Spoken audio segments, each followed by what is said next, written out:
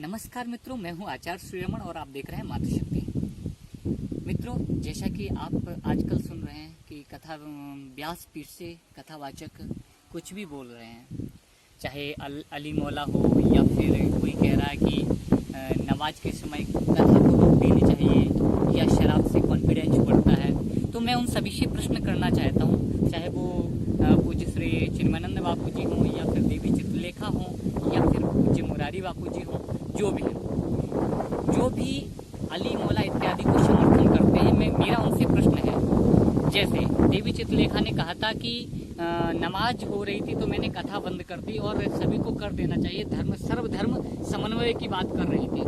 तो मेरा उनसे प्रश्न है कि देवी जी, विद्या विनय संपन्ने ब्राह्मणे गविहस्तनी शुनि चैव पाके चाह पंडिता शम दर्शना। देवी जी, शम दर्शन तो हो सकता है, हम सब में राम को तो देख सकते हैं। आगे जगमय प्रभु रहत विरागी, प्रेम ते प्रभु प्रगटे जमागी। यद्यपि परमात्मा सर्वत्र व्याप्त है, हम देख सकते हैं, किंतु क्या हम सर्वधर्म समन्वय में हम उसमें समावर्तन कर सकते हैं? क्या सम दर्शन कर सकते हैं लेकिन समावर्तन नहीं कर सकते? क्यों? क्योंकि सर्प को अगर आपने कटोरी में दूध पिलाया है तो आप उस दूध को नहीं पी सकते, क्योंकि उसमें विष मिल चुका है। ठीक है, तो आज हम सर्वधर्म की बात करते हैं, आज हम अली मौला गाने लगते हैं। क्या मेरे दूसरा प्रश्न है उन सभी से जो कहते हैं या हुसैन या राम रहीम में कोई अंतर नहीं है। अरे ठीक है, आप मानते हैं कि परमात्मा सर्वत्र व्याप्त है, अंतर नहीं है, ठीक है, मत मानिए, किंतु क्या आप ये बताइए, क्या आपने किसी मौलवी को सुना है कि वो अपने भाषण कर रहा हो उसमें कहता है, क्या उसने कभी आपकी सनातन धर्म का उदाहरण दिया? आपके पास से अली मोहम्मद के उदाहरण कहाँ से आ जाते हैं? आप ठीक है, आप कहते हैं कि हमने नमाज को कुरान पढ़ी है आपने। अरे ठीक है, आपने पढ़ी, क्या आपके शास्त्रों में कोई कमी थी?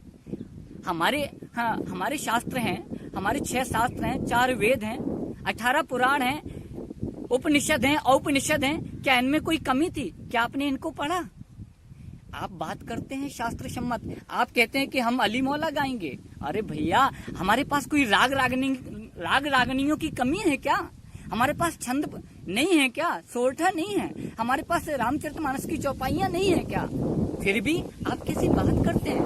आप विचार करो कि शास्त्र सम्मत हो, क्या आप वही कार्य कर रहे हैं? आप भले ही माफी मांगो या ना मांगो, उससे फर्क नहीं पड़ता सनातन धर्मियों को, क्योंकि पहले हिरण्यकश्यप जैसे शत्रु हुए, कंस जैसे हुए, रावण जैसे हुए, वो नहीं टिके, तो आज सनातन धर्म के खिलाफ चलने वाले हम आप क्या टिकेंगे? तो मेरा प्रश्न है, आप माफी मांगो या ना मांगो, लेकिन आप अपने हृदय पर हाथ रख के कभी पूछना अपने आप से कि आपने जो मंच से गाया है, अली मौला गाया है, क्या आपने सही किया? आपको नहीं करना चाहिए था, उचित किया। आप जब प्रश्न करेंगे तो आपको यही उत्तर मिलेगा कि आपने पैसे के प्रलोभन में आप कुछ भी बोल जाते हो मंच के माध्यम से, जो कि सनातन धर्म के लिए बहुत गलत है। ये हम जिसका खा रहे कम से कम उसकी तो बजा दें। आप सनातन धर्म से खा रहे महाराज, आप भारतवर्ष में जन्म लिया है, आपने पाकिस्तान में जन्म नहीं लिया। आप हिंदुस्तान में रहते हैं तो कम से कम सनातन धर्म की तो बोलो। और आपको लोगों ने सनातन धर्म का एक आपको प्रेरक बना के, उपदेशक आपको सुनते हैं, आप व्यासपीठ पर बैठते हैं, ना कि कुरान नमाज अदा करते हैं। आप व्यासपीठ का अवगाहन करते हैं, आप उससे लोगों को प्रेरणा देते हैं, आप सनातन धर्मियों को प्रेरणा देते हैं। कैसे प्रेरणा देंगे आप यही प्रेरणा देंगे कि अली मौला गाओगे? ये गलत है महाराज, ये सरासर गलत है। आपके पास क्या उदाहरण नहीं है कि केवल और केवल रामचरितमानस में गोस्वामी जी ने कहा है, श्रवण सुखद अरु मन अविरामा, कि केवल और केवल जो कानों को अच्छा लगे। देवी जी कहती हैं कि शराब पीने से कॉन्फिडेंस बढ़ता है। लोग उनसे प्रश्न कर देंगे, क्या देवी जी आपने कभी पी है क्या? कैसे कह सकती हैं आप शराब पीने से? क्या शास्त्र सम्मत है शराब पान करना? क्या गलत है कि नहीं? कोई भी होगा जो भी सनातन धर्म का अवगाहन करेगा, वो इन बातों को बिल्कुल गलत ठहराएगा। क्या हम व्यासपीठ से वो बातें कहेंगे जो लोगों को अच्छी लगे? क्या हम वही गाएंगे जो लोगों को अच्छा लगे? अरे हमें व्यासपीठ मिली है, हमें सनातन धर्म का उपदेश करना है, हमें पंचम स्कंद का उपदेश करना है भागवत जी के, हमें एकादश स्कंद का नौ योगेश्वरों के संवाद का उपदेश करना है, हमें दत्तात्रेय का, हमें उन्होंने 24 गुरु बनाए, उन्होंने सबसे सीखा। अरे आप एक हाथ से ही सीख लेते, आप तो उपदेश करते हैं कि केवल और केवल रट लिया वही कह दिया। आज सबसे बड़ी विडंबना है हमारे सनातन धर्म में कि 7 दिन की कथा तैयार कर लो और व्यास गद्दी पर बैठ जाओ। ये क्या है, कहाँ तक शास्त्र सम्मत है? मैं सनातन धर्म के जो भी शिरमौर हैं, मैं आदरणीय शंकराचार्य जी से जो मठ पर बैठे हुए हैं उनसे निवेदन करता हूँ, सनातन धर्म के हृदय में कुठाराघात हो रहा है, इस पर कुछ न कुछ करिए। संत जितनी संत जो भी संत मंडली है, मेरा उनसे निवेदन है कि आइए आगे सनातन धर्मियों, सनातन प्रेमियों, इस कुठाराघात से हमारे सनातन धर्म को बचा लीजिए। नहीं तो एक दिन वो होगा कि ये अली मौला गाकर इनके जो धर्मी हैं, इनका जो अवगाहन करने वाले हैं, अनुपालन करने वाले हैं, वो कहीं मुस्लिम धर्म अपना न लें। क्योंकि जब आप अली मौला गाओगे या हुसैन गाओगे तो स्वाभाविक बात है कि संसर्ग या दोष गुणा भवंती, संगत से दोष व गुण उत्पन्न होते हैं और यह दोष आपके जो प्रेमी हैं उनमें आ जाएगा। और अगर ये आ गया तो साहब आज 33 करोड़ ही हुए हैं, 33 से 33 अरब होने में समय नहीं लगेगा। भले ही 130 करोड़ भारत की आबादी है, पता नहीं 58 देश देखो मुस्लिमों के हो गए। और आप एक सनातन धर्म भारत वर्ष में रहकर 100 करोड़ हिंदुओं के बीच में रहकर किसी दूसरे धर्म का बखान कर रहे हैं।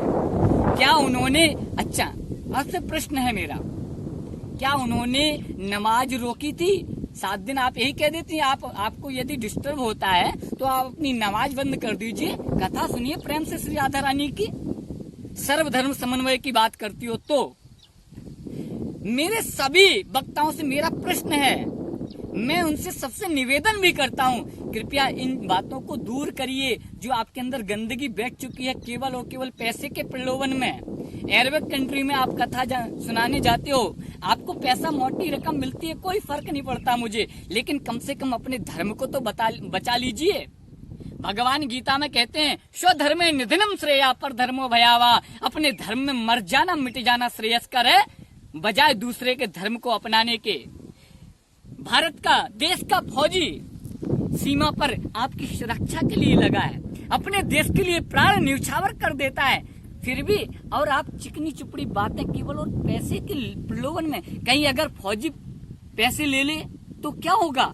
देश बच पाएगा? नहीं बचेगा। कहीं आर्मी बिक जाए तो क्या होगा? हमारा देश नष्ट हो जाएगा। लेकिन हमारा फौजी कभी गद्दारी नहीं करता, आर्मी कभी गद्दारी नहीं करती, वो देश के हित में ही कार्य करती है। लेकिन हमारे जो वक्ता, हमारे जो प्रवक्ता हैं, कथा का बड़े बड़े मंचों से अंतर्राष्ट्रीय स्तर पर कथा कह रहे हैं, उनको ये समझ नहीं आता कि हमें मंच से क्या बोलना चाहिए, क्या नहीं बोलना चाहिए। मैं उनसे कह देना चाहता हूँ, कृपया अभी भी कुछ नहीं बिगड़ा, अभी भी समय है, समय रहते चेत जाइए और अपने धर्म को बचा लीजिए, वरना एक दिन वो होगा कि किसी दिन तुम्हें कोई सुनने वाला नहीं होगा और तुम्हें भी हो सकता है अपने नाम के आगे बेगम या मोहम्मद लगाना पड़े। धन्यवाद। अगर वीडियो शास्त्र सम्मत लगे तो सभी शेयर करें, जितने भी हिंदू हैं, सनातनी हैं, अन्यथा कोई बात नहीं। धन्यवाद।